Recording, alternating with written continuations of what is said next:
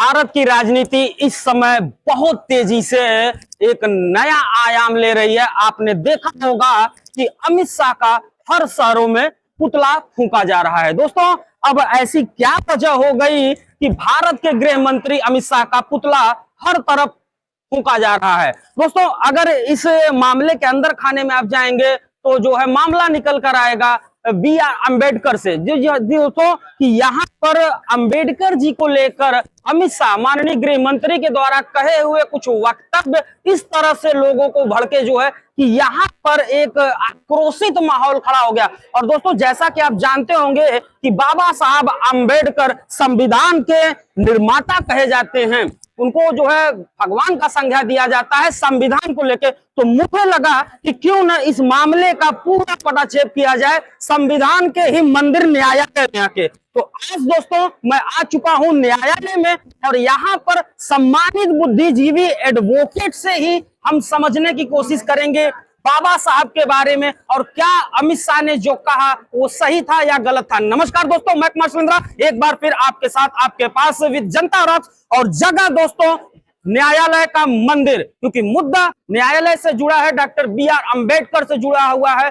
कहा जाता है कि अम्बेडकर साहब संविधान का निर्माण किए हैं। तो इसी मामले को समझने के लिए यहाँ पर हम कुछ जो है बुद्धिजीवी वकीलों से समझेंगे कि उनका अपना तर्क और उनका अपना मत इस मामले को लेकर क्या कहता है।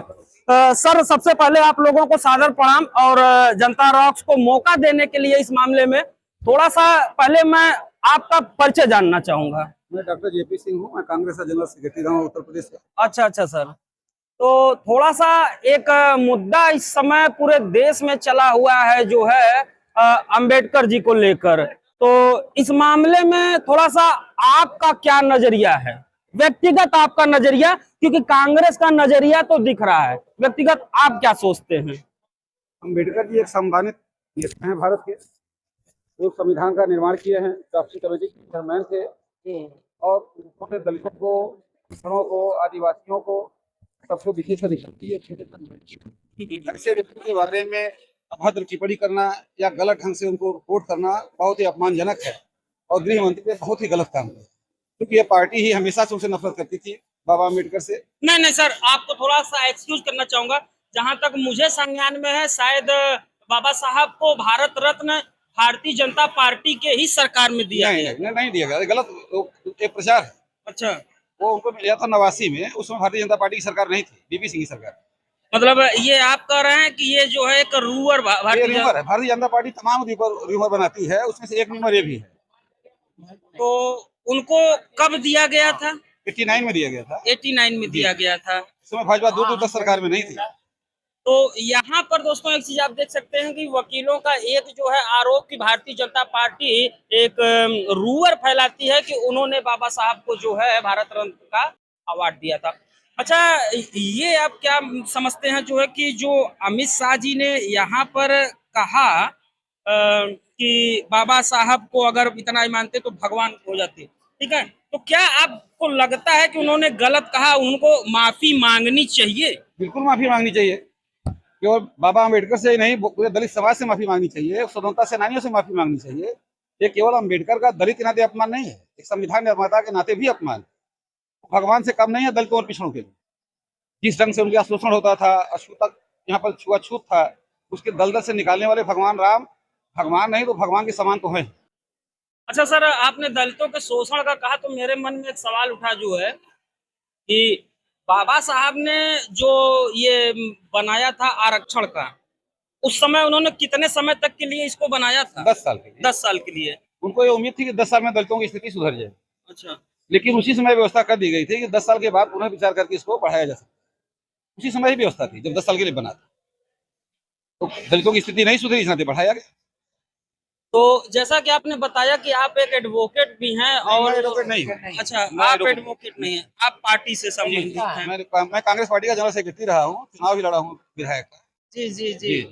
तो हम ये जानना चाहते हैं जो है कि जब आप कांग्रेस पे ही आ गए तो थोड़ा सा आपसे कांग्रेस पे ही सवाल ले लेते हैं कि ऐसी क्या वजह है कि कांग्रेस जो है एक व्यक्ति विशेष परिवार के अलावा अध्यक्ष किसी को नहीं चुनती है। और सर अब आप नाम लेंगे जो है मल्लिकार्जुन खड़गे जी का, कि मल्लिकार्जुन खड़गे को जो है अध्यक्ष तो बना दिया गया है, लेकिन जैसा जाना जाता है कि एक डमी के रूप में उनको, क्योंकि आज भी अगर एक ऑर्डर मल्लिकार्जुन खड़गे पारित करते हैं और दूसरा ऑर्डर कहीं से अगर राहुल गांधी या प्रियंका गांधी पारित कर देंगी तो जग जाहिर बात है कि मल्लिकार्जुन खड़गे की सुनवाई नहीं होगी। मतलब एक अंदर खाने ये चर्चा रहती है कि मल्लिकार्जुन खड़गे को डमी के रूप में बना दिया गया है। ये भाजपा के लोग या विरोधी बोलते हैं। मल्लिकार्जुन खड़गे कोई वो पपेट नहीं है, वो 54 साल का उनका संसदीय जीवन है। लगातार 54 साल से वो एमएलए, एमपी, मिनिस्टर और रहे हैं और अध्यक्ष रहे हैं कर्नाटक कांग्रेस के, और आज भी वो अध्यक्ष हैं। आप रोज सुनते होंगे, राज्यसभा में की बहस देखते होंगे, जिस ढंग से वो मोदी को, अमित शाह को, भाजपा को अटैक करते हैं, वो कोई पपेट नहीं कर सकता, कोई डमी कैंडिडेट नहीं कर सकता।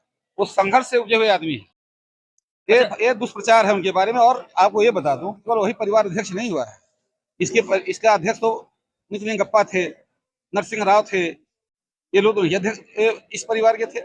आज 15 साल से कांग्रेस 10 साल पावर में रही, 15 साल राजीव गांधी की हत्या के बाद कोई प्रधानमंत्री इस परिवार से नहीं बना, इन लोगों ने कोई पद नहीं लिया। और सांसद होते हैं तो चुनाव जीतते हैं भाई। मोदी जी बनारस में चुनाव हारते हारते जीते हैं किसी तरीके से, बेईमानी से। और राहुल गांधी 2 जगह से चुनाव जीते हैं, 4-4 लाख वोट से, और 2 प्रदेशों से। वो पॉपुलर फैमिली है।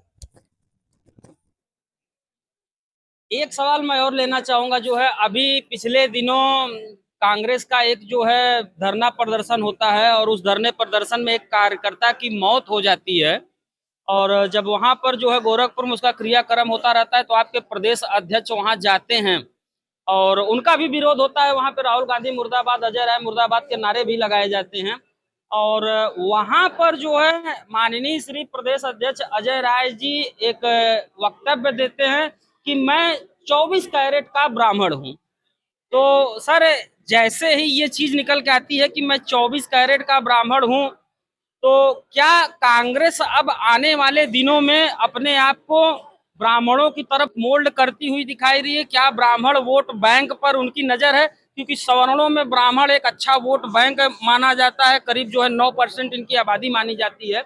ये निर्णायक होते हैं।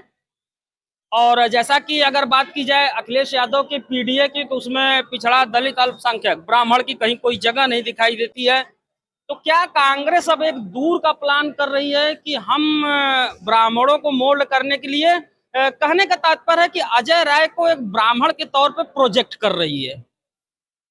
कांग्रेस अजय राय को ब्राह्मण के तौर पर प्रोजेक्ट नहीं कर रही है, वो नेता के रूप में प्रोजेक्ट कर रही है। वो तो चिल्ला ये अजय कह रहा है राय कि मैं 24 कैरेट का ब्राह्मण हूं। वो है, भूमिहार ब्राह्मण ही होता है भाई जी, भूमिहार ब्राह्मण ही होता है, अयाचक ब्राह्मण है। वो 24 कैरेट तो ही है क्या?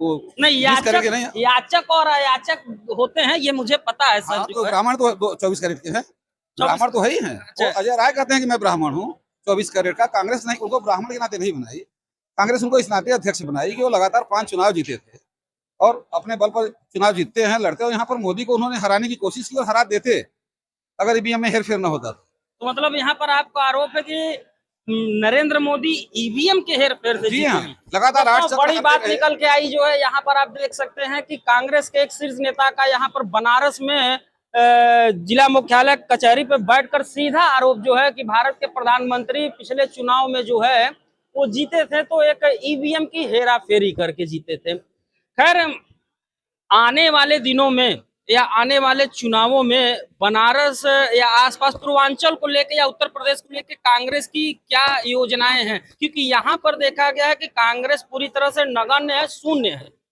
क्यों नहीं यूपी में कांग्रेस उठ पाती है? यूपी की पार्टी से जातिवाद और धर्मवाद में बट गई थी। यहाँ की जनता या तो धर्म के नाम पर वोट देने लगी थी या फिर जाति के नाम पर वोट देने लगी थी। नहीं, भाजपा तो कहती है मुद्दा विकास का है और विकास पर चुनाव लड़ती है। कभी नहीं, अगर विकास के मुद्दे पर चुनाव लड़ते तो वहां पर क्यों कहने लगते हैं कि मंगलसूत्र आपका चोरी हो जाएगा, आपके पशुओं को लोग खोल के जाके बेच देंगे, आपको जबरदस्ती आपको मुसलमान बना दिया जाएगा। नरेंद्र मोदी विकास की बात करते हैं कि चुनाव के पहले, और चुनाव के समय वो एकदम खांटी संघी हो जाते हैं और केवल धर्म के नाम पर जनता को बरगला करके वोट लेते हैं। इसी का दुष्परिणाम था कि बनारस जैसे धार्मिक जगह पर प्रधानमंत्री होते हुए भी चुनाव हारते हारते वो बचे।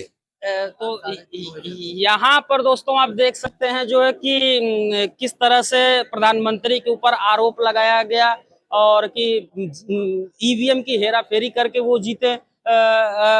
आखिरी सवाल आपसे लूंगा, प्रोग्राम को बंद करूंगा, कि कांग्रेस की अगली योजना क्या है यूपी में अपने आप को ग्रिप बनाने के लिए? कांग्रेस जनता के बीच में जाएगी, अपने संगठन को मजबूत करेगी और जनता को अपनी नीतियों को समझाएगी। अंत में मारी तो जनता ही है। अगर वो समझेगी तो उसे इस समय किसी योग्य आदमी की जरूरत है, किसी ऐसे व्यक्तियों की जरूरत, ऐसी पार्टी की जरूरत है जो कि जातिवाद और धर्मवाद के खिलाफ हो, सबको लेके चलती हो, तो कांग्रेस वोट करेगी और कांग्रेस जीतेगी। कांग्रेस को जनता में और संविधान में पूरा विश्वास है। तो यहाँ पर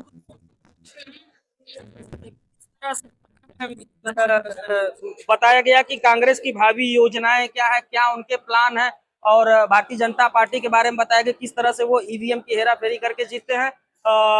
और अमित शाह के बारे में जो है यहाँ पर लोकल वकीलों का भी क्या मत है, ये भी सारा चीजें बताया गया। मुझे उम्मीद है कि ये जानकारी आपको जरूर पसंद आई होगी। एक न्यायालय के मंदिर से आपके लिए नई खबर लेकर अगली अपडेट के साथ मिलता रहूंगा। तब तक के लिए जय हिंद, जय भारत, नमस्कार। अपना बहुत ध्यान रखिए।